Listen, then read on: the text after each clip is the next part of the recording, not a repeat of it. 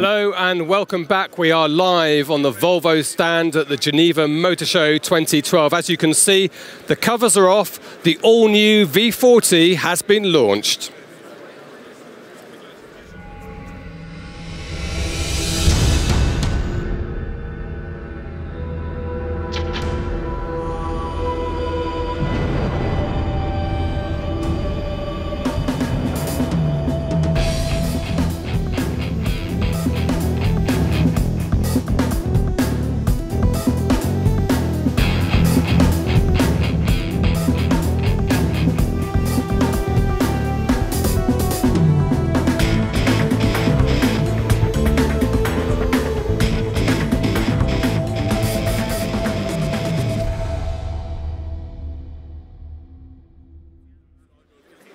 Well, if you want an idea of the level of interest in the new V40, just have a look around on this stand. It is absolutely packed at the moment. We've got crews from around the planet, journalists, reporters queuing up for interviews, and it's getting a very favourable press, I can tell you. There's a small select number of journalists have had a chance to drive it. A larger number today are getting it inside the car. All the comments are very good. Like, let's leave this version of the V40 and wander over here, because it's time to speak to one of the team who's been involved in bringing this car to market. We have to get on the carousel here, Dragon, so you ready for the fairground ride? It's moving quite slowly. Håkan Abrahamsson, how are you? Here he is, round here. Good to see you. Good to see you. Congratulations on launching the car and bringing it to market. Let's have a little look first of all. Dragon, can you have a look down the side? Håkan, let me start by saying, what does the V40 mean to you? The V40 is Volvo's entry to the premium hatchback market, challenging the German competitors with its just stunning design inside out. So challenging the Germans, you're taking on BMW and Audi. These are Goliaths in the manufacturing. Is Volvo able to compete? Absolutely. With this car we have got to act together, and I believe we're going to give the Germans some serious headache. Okay, well, before we take a deep look at the car, let's have a look at this car on the road and in action.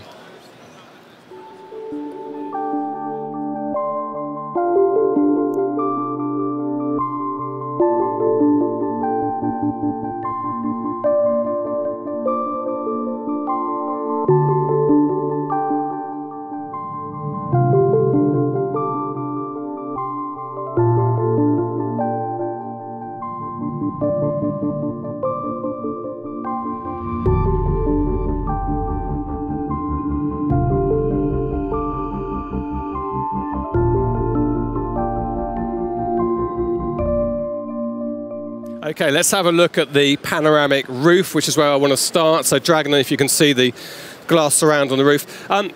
This is not standard. This is going to be an option on the car to have a completely panoramic roof. It is an option, but as you see, it enhances the looks of the car greatly. Yeah, so it gives the lines, which I know a lot of effort's gone into how this car looks. Just talk to me about the profile. Yeah, as you see, the stance is low and wide, and it has a very fast silhouette. Substantial body side with slim side windows with a pronounced tumble home. And you see the greenhouse tapers towards the rear, creating a good offset to the rear wheel arch, flexing some massive muscles here in the rear end. And tell me about this little heritage moment here. This is a flirt to the P1800. One of the classic Volvo cars. We call it for the Volvo hook. The Volvo hook, yeah. Excellent. Yeah. I know Stefan Jacobi during the launch said that a lot of the high-end devices and technology has filtered down into this car, so everything down from the driver information system inside to the lights, LEDs? LEDs, it's LEDs all over. I mean, that's what you should have in a modern car, and you can have it here in all applications. Okay, well, what we're going to do, Håkan, is wander up to the other V40 and also take some questions, but I want to speak to you again in a moment. So if you follow on behind, and Dragon, you come up this way. As you can see, people are queuing up to have their picture taken with the V40. It's the star of the show here. Your questions are coming in on the big board up there. Facebook on one side, Twitter on the other side. You've seen the car. If you want to have something to say, you've got a question to ask, now's the time to do it. Come with me, Dragon. Because Lindsay is one of the team who's monitoring your comments and feeding them through. Lindsay, what have people been saying? Well, Well, reaction to the car's been great, been really, really positive. I think probably one of the most common comments we're getting is from the US.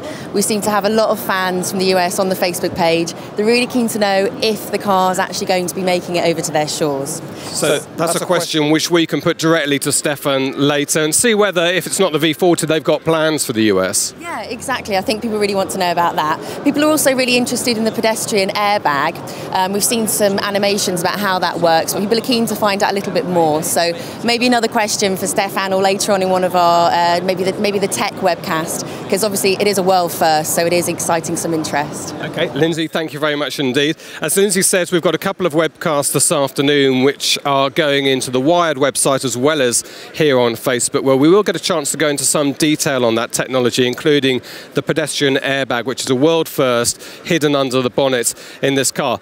But I have a surprise for you. We're going to come around here, because in the car at the moment is the former BBC Top Gear presenter, British motoring journalist Jason Barlow. Excuse me, gentlemen, sorry, it's difficult to get near you, Jason. You actually had to fight your way. I had to. Do you know people are queuing up to have their picture taken? I had to throw someone out of it. Did you? Yeah, genuinely did. I want your first impression.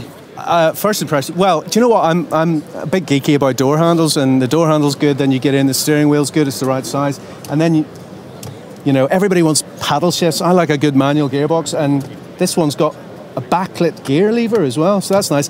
And then you do the squidge test. This stuff, I really will sound geeky now, this is called slush moulding, okay? And if you can squidge a dashboard like that, it means it's premium, which is what this car is all about. So it feels good, yeah. Outside of a car manufacturer's design office, I don't know anyone quite like you. Yeah, that's probably a good thing. You've chosen your friends very wisely. No, you mean you've never heard of slush moulding before? What are you talking about? The rear view mirror caught my eye. Yeah, that's fair. I mean, it's full of interesting details. There's a TFT screen as well here, so you can reconfigure that. The floating console, which they've had for a while, that is nice. I mean, that you know, it's kind of like, why have rear view mirrors had plastic moulding around them all this time? You know, you don't really. And the other thing is, I'm 6'3". This is the driving position I would have, possibly even a bit further forward, and I can actually sit behind myself as well, so it's roomy.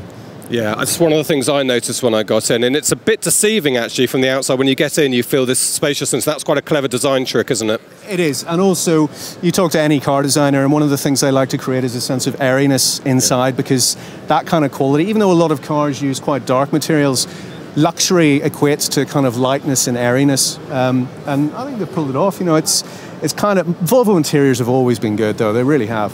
Okay, Jason, I'm going to ask you to step out, because I can't crouch down a man of my age for that long. Yeah, that's the P1800 hook.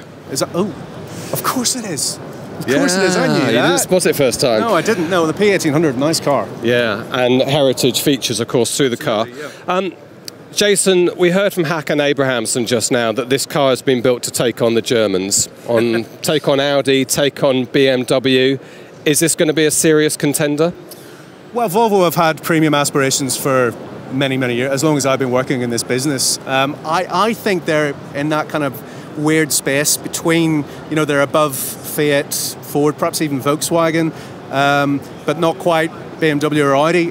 You know, brand experts will tell you how this magic happens, how certain brands acquire that kind of status. From the way it feels inside, from the way the door's shut, from what I'm hearing about how it drives, I think it stands a pretty fair chance. Yeah, it looks good. We should say one of your former colleagues at BBC Top Gear has had a drive in the car, and he's a current colleague, actually. He's a current colleague, and he knows what he's talking about as well. He's pretty positive, isn't he, about it? Well, he was. I saw him this morning. I'll have to have a proper download from him, and he will like to download. He likes a bit of a download, a brain dump. Yeah, he liked it. He liked it. He's quite realistic. You know, we always accused about all we do is swan around in supercars and everything. When we see a car that's a little bit further down the food chain, a kind of everyday car that's executed with the right amount of wit, intelligence, quality, we get just as excited by all those things. I mean, especially Paul. Especially Paul. Yeah. In many ways, this is actually one of the most important parts of the car industry. It's a very competitive, very sought-after spot, isn't it? Oh, this sector, I mean, the vehicles you're referring to, primarily the Audi A3, the BMW 1 Series, very desirable. There's a lot of downsizing going on at the moment, as you know, people who want to, you know, let's say, for example, I have an XC90 at the moment, which has been a tremendously successful vehicle for Volvo in establishing itself as a premium player. Maybe you want to get out of that and it's something smaller, and this is what the V40 could do. Okay, Jason, delighted you could join us today. Thank you so much. Hakan, I'm going to bring you back in. Let's wander a bit around here so people get a full view of the car. I'm very keen. Dragon, can you pick up the rear tailoring? Because I think this is a very smart and very uniquely Volvo look to this car. Hakan, can you shed any light on what you've done at the back here? Well, you see here we have carried in the character of what we have seen in the C30 and in the V60, and given it a bit more sharpness. And you can see this sculptured rear end, which really puts a drama to the car and really pushes it forward. It looks like it's running fast even when standing still. Okay, now I've got one question for you, because as I was talking to Jason, I was watching the questions come up on the big screen behind us, and I saw a question that was in my mind as well, which is, you boast fuel efficiency, you boast ecological aspects of the car. How can you deliver that and deliver performance? This car offers a very wide range of engines. So on top we have the 254 horsepower T5, 0 to 100 in 6.5 seconds. And then we have the fuel efficient D2, which delivers 3.6 liters per kilometer, which means only 94 grams CO2. That is class leading. That's quite a range of engines available for the same body, isn't it? Yes, it's quite a range. And what's good is to hear when people drive the car with this fuel efficient engine and say, well, it performs well. How can it be that fuel efficient when it drives so well? Okay, well, if that's what people are asking, that's a good thing. And the early signs from the test drivers is just that. Okay, look, we're going to be back at 2:15 local time. That is 1:15 on the GMT clock for a technical overview of a lot of the aspects of the car. Some of the things we've skimmed on, like the pedestrian safety airbag. We'll find out exactly how that works and see that in action, in animation at least. But for now, from Geneva, I'm going to say goodbye. I'm going to leave you with a last look at the car.